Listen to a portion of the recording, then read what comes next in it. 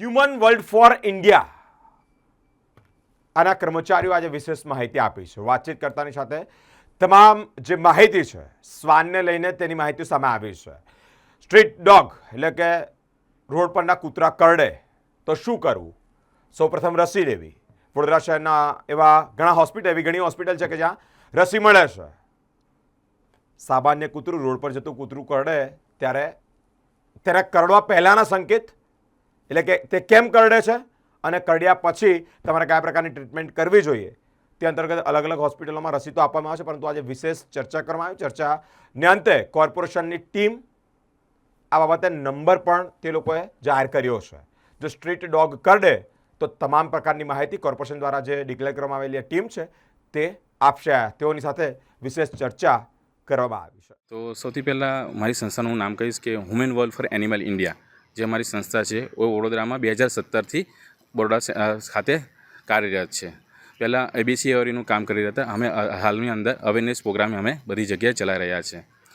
મારું નામ છે Manish Parmar, community engagement officer. જે બરોડામાં જે કમ્પ્લેન્ટ્સ જે આવી રહી છે ડોગ બાઇટિંગને લઈને એ અમે કવર કરીએ છીએ અને એને એટેન્ડ કરીએ છીએ.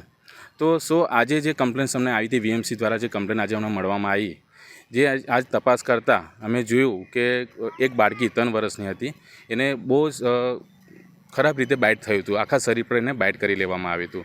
તો લોકોનું કહેવું હતું કે ડોગ દ્વારા ઘણું ખરાબ રીતે બાઇટ કરવામાં આવ્યું છે, આ ડોગને કંઈ બહાર મોકલી દો કે ગમે તે કરો.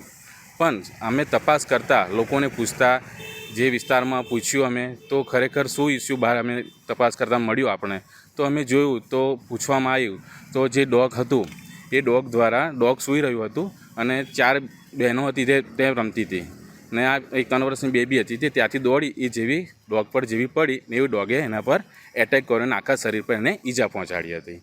તો લોકોનું કહેવું હતું કે ડોગે આવીને સડનલી બાઇટ કરેલું, પણ એવું હતું નહીં. ડોગ જે બેબી હતી ત્યાં બેસી રહી હતી ને ડોગ સૂઈ રહ્યું હતું અને ડોગ જેવી બેબી ઉઠીને ચાલીને પગ એને બેલેન્સ ગુમાવ્યું, જેવું એ ડોગ પર પડીને ડોગ દ્વારા એ બાઇટ થયું હતું. શું કહેશો જ્યારે આ રીતે ઘટના બનતી હોય છે અને જ્યારે ડોગ છે જે આ રીતે એગ્રેસિવ થતા હોય છે તો એના લક્ષણો શું છે, કઈ રીતે લોકોને અવેરનેસ મેસેજ શું આપવા માંગો? તો હું કહીશ કે સૌથી પહેલાં આપણે ધ્યાનમાં રાખવાનું છે કે જ્યારે આવી રીતે આપણે રમતા હોય છે તો આપણા નાના બાળકો છે તો આપણે ધ્યાનમાં રાખવાનું, જ્યારે ડોગ સૂતું હોય તો એની નજીક આપણે જવું નહીં.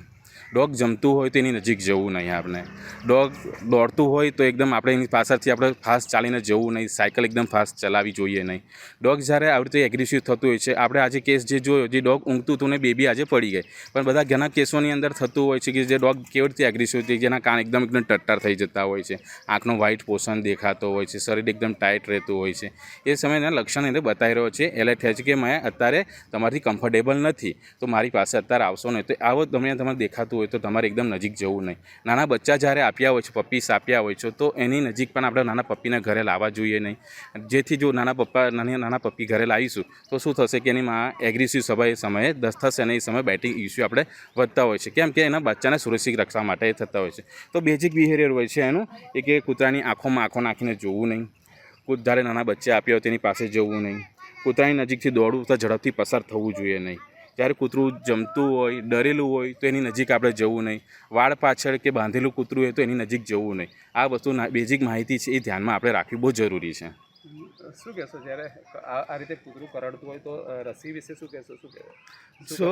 પ્રાથમિક એમાં સારવારમાં શું કરવું જોઈએ? તો બહુ સરસ તમે ક્વેશ્ચન કર્યો છે કે એનો આન્સર હું આપીશ તમને. તો હું જણાવીશ કે જે જ્યારે આવા દરમિયાન કૂતરું કરડતું હોય છે, જે આવું તે બાળક કોઈ પણ, તો કોઈ નખ વાગ્યો છે એ કે દાંત વાગ્યો છે, તો એ સદંતર દરમિયાન આપણે શું કરવું જોઈએ? પ્રાથમિક સારવાર દરમિયાન તો કૂતરું કરડ્યું હોય તો જે જગ્યા પર કૂતરું કરડ્યું છે એ જગ્યા પર 10 મિનિટ સુધી ચોખ્ખા પાણી અને ચોખ્ખા સાબુએ એ જગ્યા પર 10 મિનિટ સુધી વહેતા આપણે સાફ કરતું રહેવાનું છે.